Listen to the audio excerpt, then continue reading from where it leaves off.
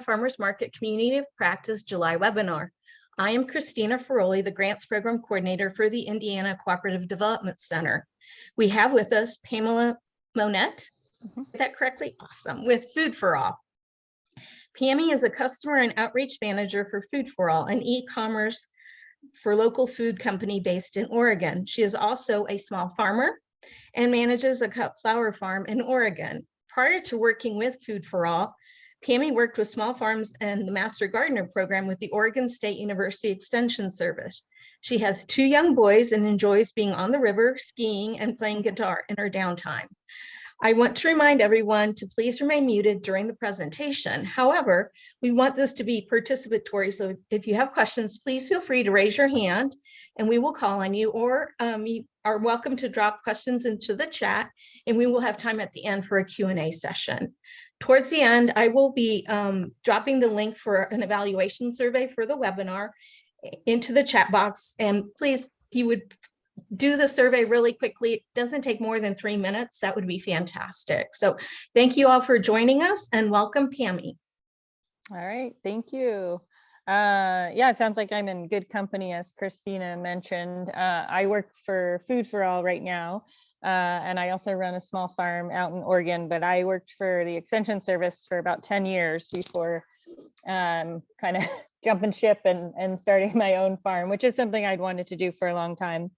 And then Food4All kind of helps, complement what I'm doing in terms of local food access just in my own community. Even though I am just a flower farmer, I'm, I try to connect with local food groups and big advocate for buying local. And so what Food4All is doing really kind of, propels my, personal missions forward on just making sure that local food is as accessible as possible for folks in your own community. And what that means kind of is, starting to think about how we can compete with, ordering from Safeway online or ordering groceries on Amazon. It's becoming a little bit more of a convenience factor, which I'm sure you guys see in your own communities. And so, I am going to show you guys kind of what we do at Food4All at the end, if you're interested in kind of what our technology is about and kind of how it works. But really, I just want to talk about trends and what we're seeing across the nation in terms of consumer buying behavior, and really how we can position local farmers markets, food hubs, hospitals, how we can position all of these groups that are interested in either coming together to, sell local food from multiple vendors or buyer groups. And so I'm going to try and share my screen here. Give me a second and I'll pull this up. And yeah, as she said at the beginning, feel free to drop questions into the chat. Christina, if you do see questions, you might just say, hey, there's a question in the chat. If you could read it off, that'd be great. Definitely. This is kind of an informal, we can have kind of an informal chat at this time because I want it to be super relevant to what you guys are doing. And I know if you're a market manager, this might not be the best time to absorb new projects or think about adding something new to your market. But, overall, we're definitely seeing the trend of folks wanting to shop online, fill their grocery cart basically in one trip, and then be able to pick up. And so I'm going to introduce a little bit about what we're doing, talk about some trends and what we're seeing in the online kind of purchasing atmosphere. And you guys kind of know, I mean, you're in the thick of it, but especially with COVID, there's definitely, still this like push for locally sourced food and to kind of cut out a lot of these middle, men in this food chain process, right? And so that's what we're trying to do with Food4All is just connect. I mean, at the core of what we're trying to do is connect local buyers to local sellers, and to make that as easy as possible and to make that as widely accessible to everyone in a particular region. I know that, you know, in order for Food for All to be successful and for our kind of, you know, model to work, it needs to be driven at the local level. So we're, you know, trying to provide the infrastructure and the kind of, you know, model for you guys to accept payments and set up, you know, these kind of pre-sale and pickup options. We're trying to provide the infrastructure for you, but it needs to be driven locally because you guys know what the demand is. You guys know where the buyers are, you know, what times work. You know, that all needs to be driven locally. And they know you, right? And so, again, we kind of just want to work in the background and help you guys get to your goals for your market or your food hub or, you know, whatever project you're working on. We try to think about it as like a lightweight food hub because we don't offer, obviously we don't have like storage facilities or processing facilities that can all be integrated into using a Food4All, using the Food4All platform. But, you know, to get your foot in the door, to start coordinating these orders of local vendors and local buyers, and facilitating that transaction is kind of the first step to see if it's even a viable option in your community. And then our hope is that, you know, once folks kind of get a following and get a few seasons under their belt with this, that they could potentially expand into things like, you know, more, maybe you need cold storage, or maybe you need a delivery truck, or, you know, whatever it is. We want to kind of just help propel that forward. But we know that cost is a big barrier, and food hubs, it's a very tricky financial model to make it pencil out. And so kind of getting your foot in the door and not having these huge costs up front is what we're trying to offer, and trying to propel folks to start thinking this way in their community. And then I'll talk a little bit about some online farmers market best practices. When I say farmers market, again, this could mean food hub, this could mean any group, any coordinated group of buyers and sellers, basically. I do have a recording of one of our market managers who uses Food4All at the end. I might just send that to you guys as a link so you can look at it. It's 15 minutes, so I don't think I'll have time, but a lot of times people want to, you know, they hear our story and they say, that's great. You know, how does this actually work? Can we talk to a real manager? So we've just have a recording of that. So this data is, you know, fairly recent. And again, taking COVID into consideration, definitely, I think, you know, made these numbers higher than they might have been in the growth of online grocery shopping. You know, personally, I was doing my grocery shopping online. We have it's called a whole farm CSA, where I would put my order in each week and I can pick and choose what I want into my CSA. I have to spend a certain amount of money each month, and then I pick it up. And so when we say e-commerce and we say online shopping, it just means that the transaction is happening online, and it's being, and that the infrastructure, like people are going to a website to place their order. It doesn't mean that you're taking out this human, you know, interaction that a lot of us kind of, you know, really love about this local food movement, is the relationships that we form with our farmers or, you know, local food groups. We just are wanting to complement that and to add another option, basically, to traditional farmers markets or food hubs or storefronts. This is going to be something that, if we think about e-commerce, it's not a, you know, you have to do all or nothing. This is a complement to what you might be already doing, and it's a way to reach these shoppers. And it might be younger shoppers in your area, or it might not. I mean, it just depends on what your demographics are, but more people are going online to find local food. And that's just what the data is saying, and what we're seeing kind of in this national trend of folks wanting convenience, knowing that, you know, they have their phones and they can go and do their shopping for anything else. And so if we want local food to be able to compete with that, we do have to have an online presence. I mean, that's our thought at Food4All, and that's why my boss created this company, was we need to have that presence for local food to be an option for folks when they shop online.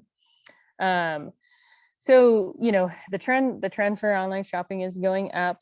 As far as like fulfillment trends for, and now this is just online grocery shopping, you know, it's still almost half is pickup. So, you know, I'm sure a lot of you guys are familiar with, you know, you can place your order with Safeway and designate a time to pick up. Somebody will come bring you don't even have to step foot in the grocery store. Somebody brings your food to your car and it's paid. It's very easy. If you have kids like myself, or just, you know, I hate to say it, we're all crunched for time, but you know, some of us really are. And that can alleviate one big chore for the week. You know, you do your grocery shopping at night while you're relaxing, and then you pick it up the next day.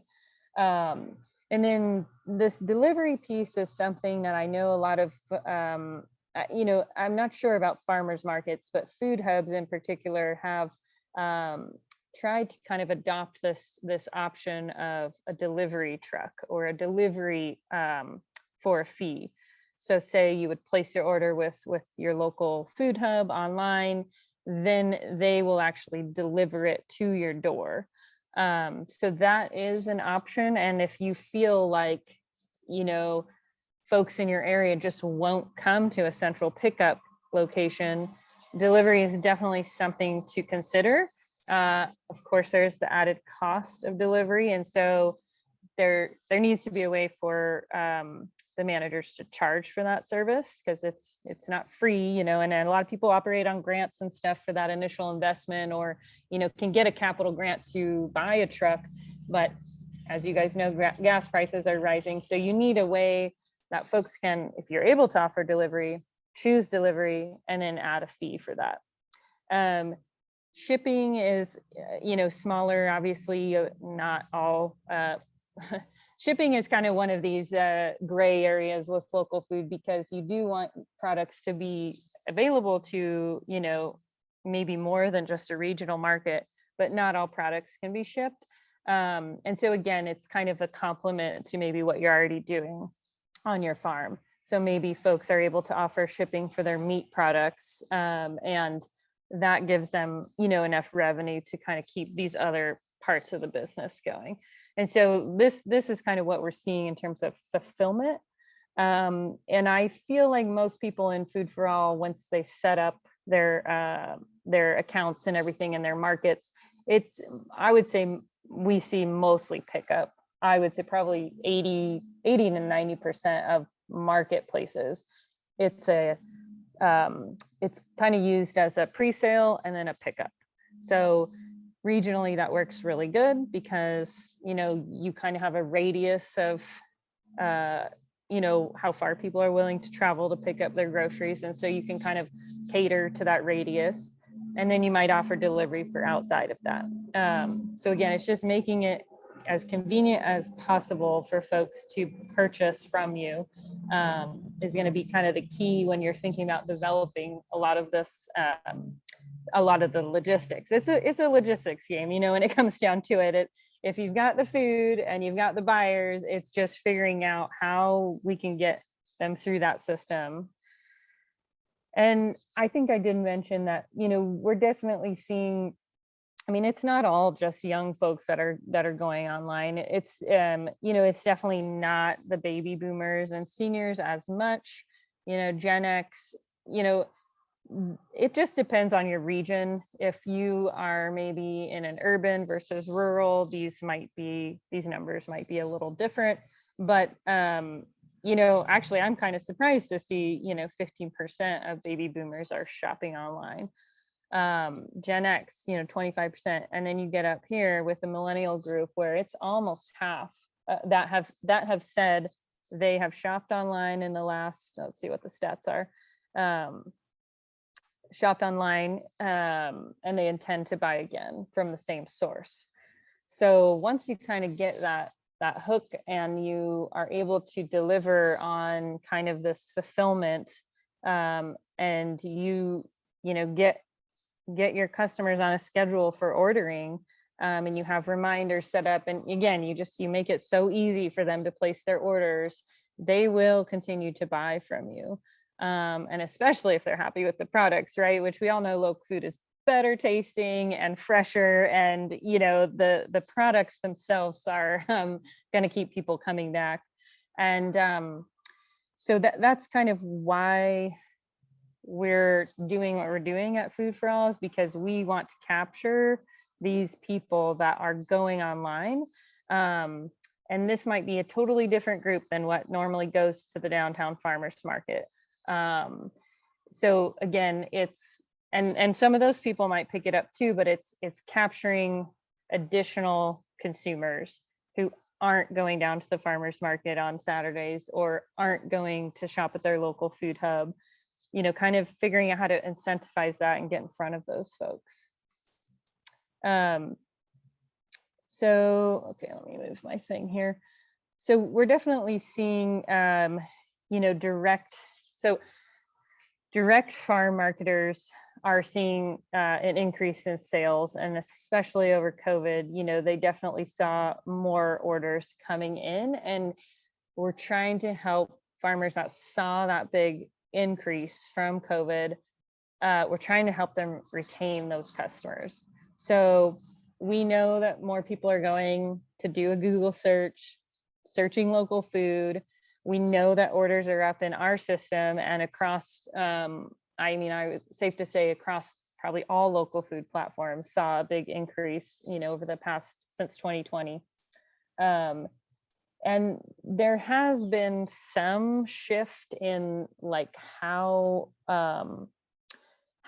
farmers are structuring their buying programs and how customers are wanting their produce. So we're seeing these shifts from, CSA boxes, which I think many of you know, consumer supported agriculture, which traditionally customer would buy, $500 worth of seasonal food up front, and then they get a delivery of food every week, or they pick up their box every week or every other week. We're kind of starting to see a shift from that model to more of this free choice grocery shopping, if you will, where you might still be on the hook for $150 a month. Like that might be the farmers program that you sign up for, because they do need guaranteed sales in order to count on these kind of weekly buyers. So we're definitely seeing a shift to kind of more free choice grocery shopping, but you could also be offering maybe subscriptions to where, again, it's guaranteed sales. In my household, we eat probably a bag of, greens every week or so. I would sign up for a green subscription and just know that every week I'm going to get my greens, I'm going to get my eggs, I'm going to get my meat, So farmers are starting to kind of repurpose how they sell their products so that they can guarantee sales throughout the season. And that's kind of replacing the CSA model a little bit, especially online, because you can bill monthly through our system and through other systems. You don't have to take that big payment up front. You can set it up to where you could bill a customer monthly for a subscription or for a credit, to shop, to do their weekly shopping. And then you're still guaranteeing those sales, but you're not having to do all this paperwork of, billing folks every month or every week. A lot of folks that went online, the demand was huge, like producers, and this still happens a lot of times in marketplaces that we work with. Producers will add new inventory and it's sold out within, like a day of opening. So the demand is definitely there because people are waiting. They want to make sure that they don't have to get at the market at 9 a.m. to make sure they get their strawberries. They can put their order in online, They make sure they got their strawberries in the cart, and then they just pick it up.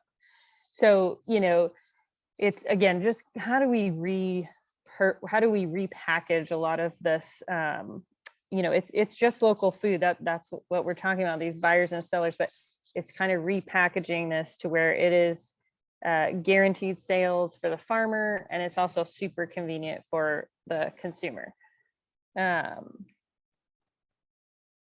So this was a little bit more about who was buying, you know, local after the pandemic and everything, and we're still seeing pretty high numbers.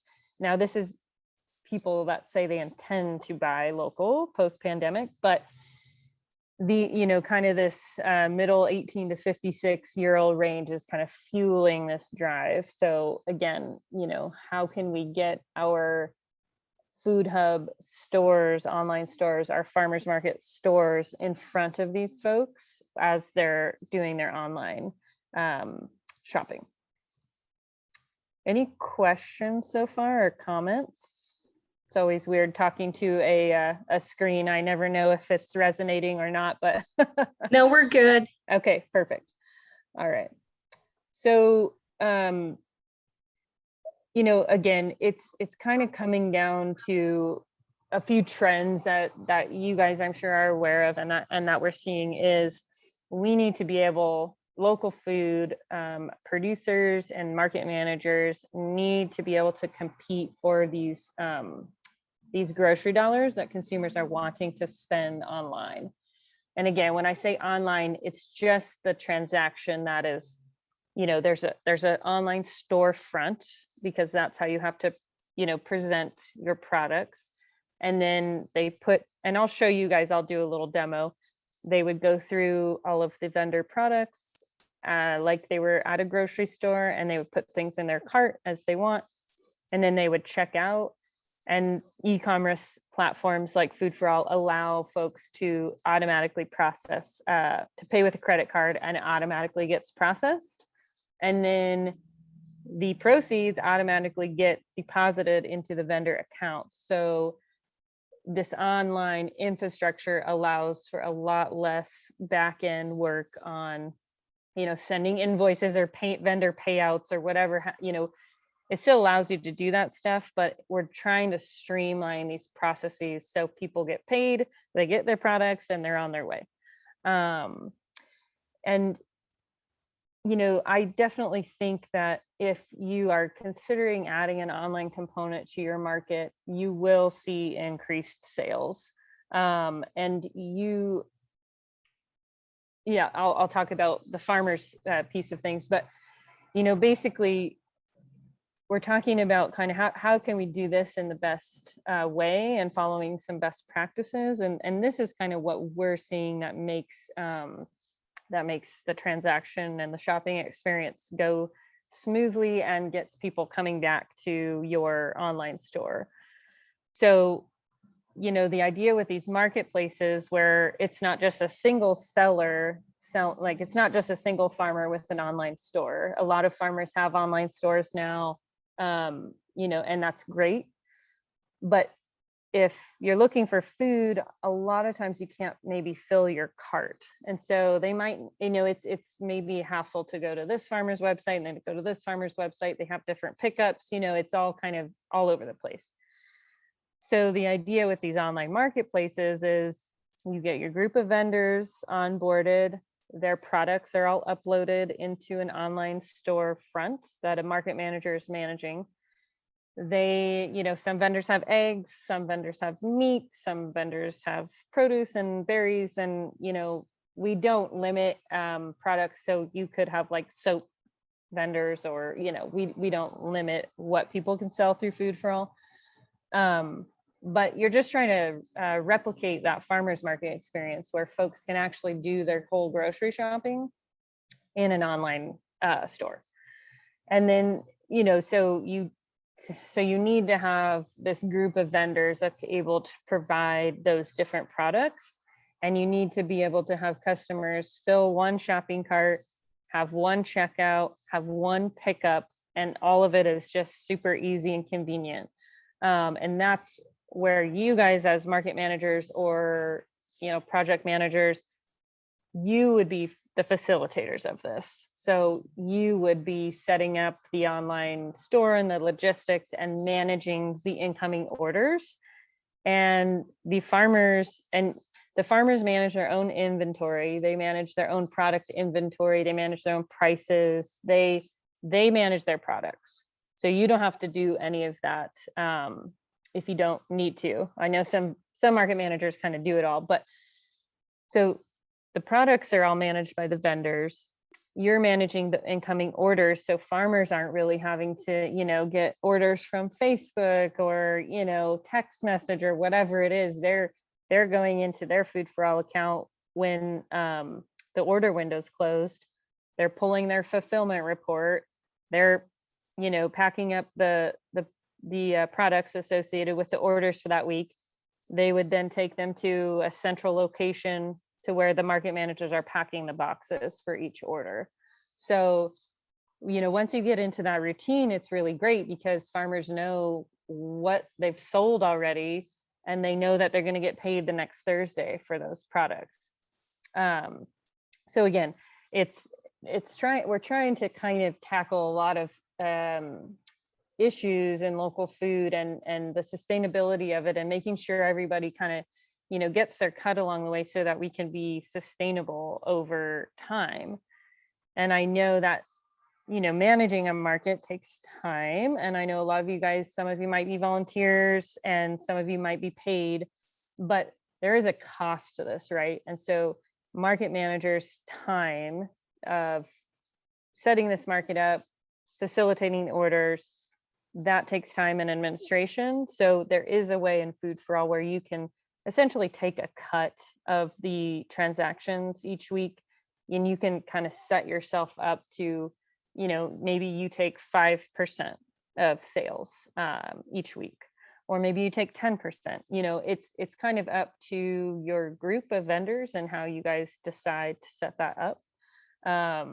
You can decide that. You don't have to charge a fee to run the market, but you can. And again, it's all automatically taken out of the transaction and then deposited into your bank account. So you're not having to do anything. You're just getting your cut, because we use Stripe to process all of the credit card transactions, and they do all of that for us. So they charge their 3%. Stripe gets their cut, of course. They charge their 3% to process all the credit card transactions. And then other than that, how Food4All, I'll talk about how Food4All is funded, and we can get into that a little bit more. But I mean, bottom line, you got to have a way that everybody that's doing the work is getting their cut, and so that we can be sustainable over the long run. And I'll talk about how buyers need to pay into this a little bit too. Another thing, just checking time here. So another thing that we've heard a lot, and I don't have data for this, but I did want to kind of throw this out there because it is a real consideration for farmers. I used to do farmers markets, and I had to cut them out because as a single, seller with no employees, I just can't afford to be off the farm for 5, 6 hours, 7 hours for, $250 worth of sales at a farmer's market.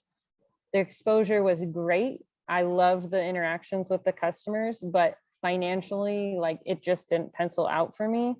But if I could just fulfill orders that are coming in through a market and then deliver them, that is so easy. So for some farmers, it just doesn't pencil out for them to be down at the market every Saturday or every Wednesday. It cuts into family time. There's definitely farmers, I think, that you could include in this online market that wouldn't necessarily participate in a physical market. It's just a lot of work.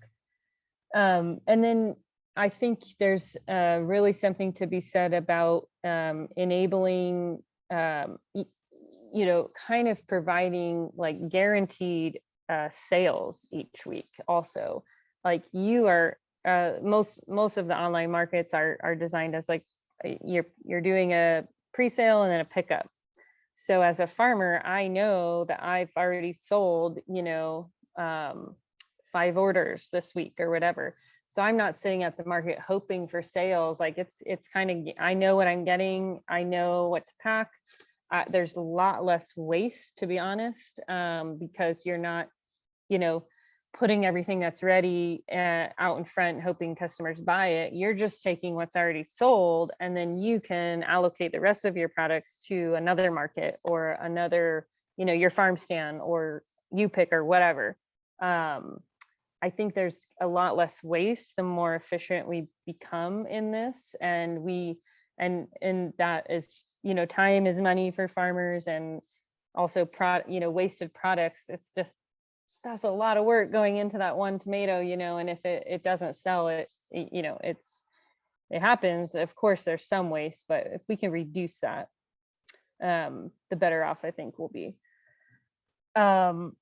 And then I did also want to kind of mention this idea of these local food directories, because we hear that a lot when we, and especially when I was with Extension, we're all finding ways to support the local food system, right? So it's like, we're trying to find ways to connect buyers and sellers.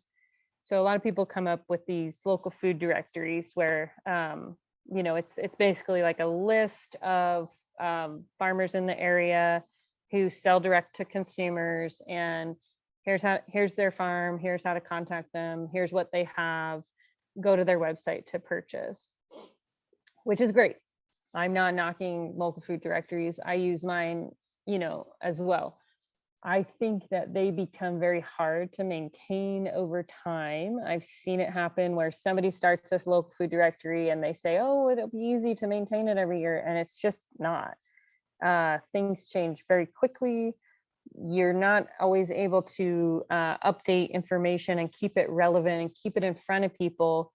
And again, people are having to go to 5 different farms and call 5 different, to fill their grocery cart. So if we kind of flip it and think about these marketplaces as a local food directory, that's actually transactional, everybody kind of wins, because the farmers are going to keep their information up to date if they're getting sales. They're going to keep their inventory up to date if they're getting sales.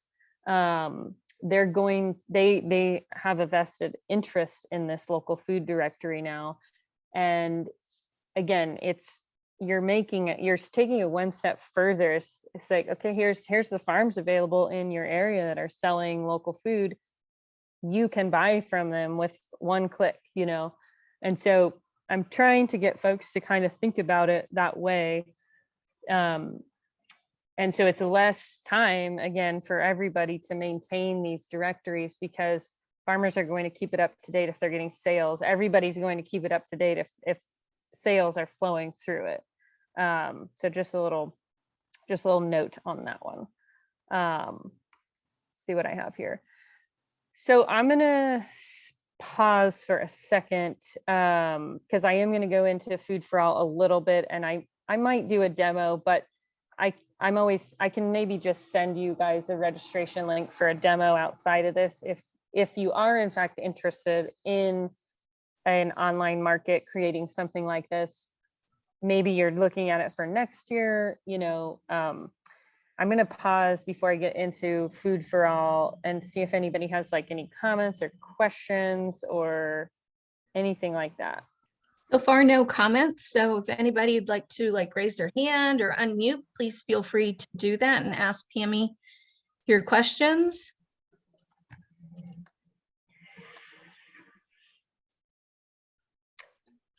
All right. Okay. And you're doing a good job. Oh, great. And again, I'll put my contact information in the chat after I'm done, and I'll put a way that you guys can register for a demo. I just don't think I'll have time for a full demo today. So if you are really interested in seeing how this works for you and your market or your food hub, I'm happy to show you that. It's a live demo. It's the same as this. It's just interactive. I'll put that in the chat. So the way it works for Food4All, and I do want to talk about this because our model is a little bit different. Our pricing model is a little bit different than other e-commerce platforms out there. And there's a reason for that. And there's a reason I work for Food4All and not another e-commerce platform. So the way that we've created our pricing model for online farmers markets or online marketplaces, food hubs, what have you, we know that subscription costs can be a barrier, and we know that subscription costs for vendors, for the farmers, can also be a barrier to participating. We do not have any subscription costs associated with using Food4All. The way we get around that, so first of all, for a new farmers market, say we're onboarding, I'm onboarding one right now in Canada. There's a one-time $500 setup fee that we need up front, because it does take a little bit of legwork and time up front to, I work with each market manager and I train all the vendors. There is a little bit of legwork going into getting a new market online. But once it's off and running, it's, we're just kind of troubleshooting, or, if there are questions, we're kind of in the background helping out and supporting. But after you're set up and your website is live, you're kind of off and running, and you're, processing orders and managing all of that on your own. The way that we get around subscription costs for sellers is we actually tag on a small buyer paid fee onto each order. And so what that ends up being is 2.5% plus 95 cents that the buyer, the consumer, will pay when they check out. So that's how we fund our operation, is with these buyer paid fees. And, if you do the math, I think like on a $25 order, you might see like $1.75 added, or $1.50 added to your order as a consumer. So we don't, I work for Food4All, but we've never heard a complaint about this. We've never heard that fee is like outrageous, or that it's, it's not a reasonable thing. We explain, we do itemize it, and we say, thank you for supporting your farmers' use of this platform. This funds their use of this platform, basically. So anyways, that's how our pricing model works. And that's how we are able to keep doing what we do, because we also need to get paid, obviously. But we've tried to do it this way so that it's less of a barrier to entry for a lot of these small farmers or small markets that just want to try it and see how it goes before like fully committing to a year-long subscription or something. And then, like I said, once you get your market manager account, we'll help you guys set everything up. Then we will work with you to basically each seller would have their own seller Food4All account, which they can sell outside of the market with as well. Once the market manager account is set up and the seller accounts are set up, you basically just connect them. So once, Johnny, Jennings down the street has his farm account set up, you invite him to the market, and all of a sudden his products are populated on your market page. So you can manage your sellers, you can add them, you can deactivate them, you have a kind of running list of who's participating. You do have the ability to manage their products and pricing. You do have access to that as a market manager. However, we've added that feature because we've heard that market managers need that sometimes for those folks that just don't, will never get in online and manage their inventory. So there is a way for market managers to manage inventory, but we encourage the sellers to do that and manage their own inventory, so it's less back and forth.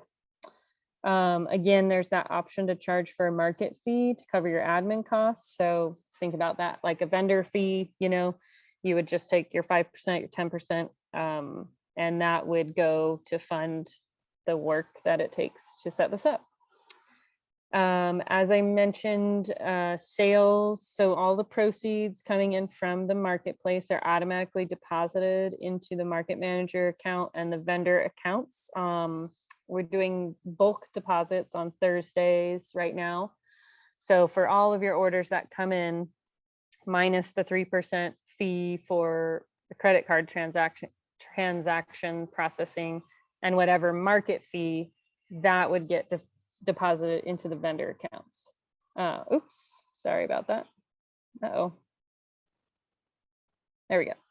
And then again, we've added a lot of reporting functioning so that you can see, you have a kind of running tally of your incoming orders. You can do refunds automatically. You can run all these different reports as a market manager that you would then need to kind of either, maybe you want to write grants with this, maybe you just want to keep track of the orders, but you get access to order reports, sales reports, vendor payout reports, fulfillment reports for the vendors. There's all the data coming into Food4All you can access and download into an Excel spreadsheet so that you can use it however makes sense for your organization. You can easily add and charge for delivery fees if that's something that you want to incorporate. We just set up a delivery account, a delivery tab, and then you can charge, $5, for example, for a flat rate within a certain radius. So when folks go to check out, they can click delivery as an option, and then you would have this separate kind of order list for deliveries. I know that folks at the market, accepting SNAP and EBT as a priority. And I know a lot of you guys are already kind of registered with, the USDA to process SNAP cards. We do not have the ability to process SNAP or EBT cards online yet. We are also working on a grant to get that done. The government only works with like one vendor right now. So we're kind of in line to get that up and running. But basically, people that want to use SNAP can still place an order. They would do their shopping. When they go to checkout, they just mark their order as payable, that they will pay with SNAP on site. So there is a way that you can accept SNAP, you can accept cash or check on site when they go to pick up their order. You would need to collect the payment and then just mark it back in the system, mark it as paid. So we're not excluding our SNAP customers, which is great.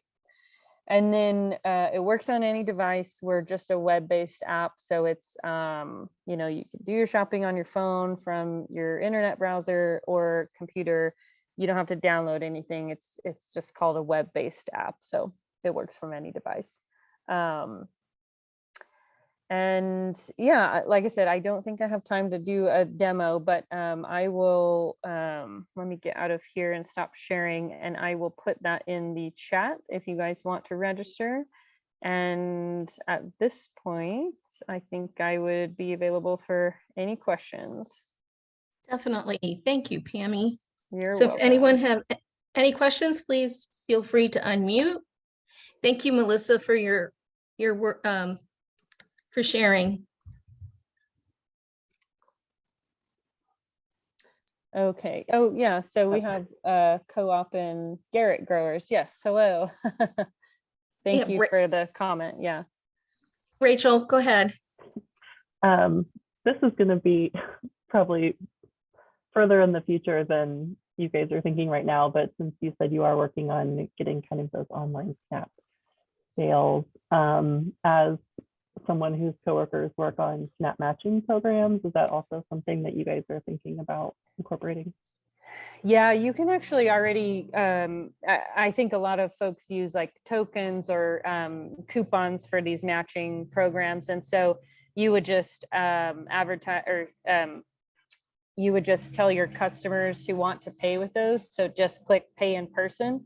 And then basically they could pay with a voucher, or you could, however you keep track of that. you would just have to do that when they pick up their order. So yeah, you could still use those, and they could maybe leave a note on their order, like I'm paying with, double up SNAP bucks or something. Mhm. So we have like cards that you can Okay. swipe. Oh, okay. So could that potentially, I mean, I know that all the technology doesn't always connect easily, but right. Yeah. So if I don't you know. would just have to process the card in person, I think is probably how that would work. So when they go to pick up their order, you would just have to have a way to process that card on site, instead of them being able to just pay online. Because I don't think that we would be able to. Because that might be more of a regional like card system that you guys have. But yes. Okay. Thanks. But you did mention, Pammy, that you're going after a grant to do online SNAP and SNAP EBT. Yeah, we didn't get the first round of funding that came out from the government, but I think there's supposed to be more money coming out in order to integrate the SNAP payment system into like an e-commerce. And so when that does come out, we will definitely apply, because it's, like I said, we've heard it from our customers as a need, and personally, like we definitely want to be able to offer that. So we will try and get there when we can. Understandable. Anyone else, please feel free to unmute. I know a lot of you have dropped that you'd like a demo into the chat, and Pammy shared the link.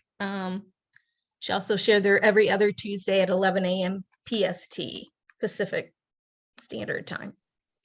Yeah, let me see if I can actually find the demo link. If you guys want that directly, I'm going to put that into the chat here. I think you did, or you did already. Yeah, that's for our kind of website page that talks about everything. But here's if you want to register for a demo. Yeah. Perfect, thank you.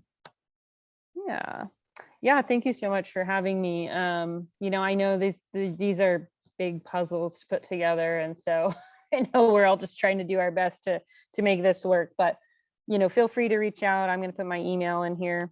I do have a question for you. Sure. Do you have a set capacity of farmers that you can onboard, or no, like we look at it from like a regional area where we could be working with, I don't know, 50 or more farmers? Yeah, that's kind of up to the market manager's capacity, and we don't have like restrictions. It tends to start with like maybe they have a list of 20-25 vendors, and maybe initially we get like 10 of those vendors to actually go through the process to have their products online. But then you can always add additional vendors. You could start with a list of 30 to 50. And again, it does take the vendors' participation to kind of get their account set up and connect their bank account so they can get paid. They do have to do some work on their end. But yeah, we just it's kind of like a project where we'll figure out, okay, what's your timeline? How many vendors do you have? How much time would it reasonably take to wrap this up? And I would say if it's like 20 vendors, we could do it in a month, pretty easily. You always have some stragglers, and we can just add them later. That sounds good. Thank you. Any last minute questions?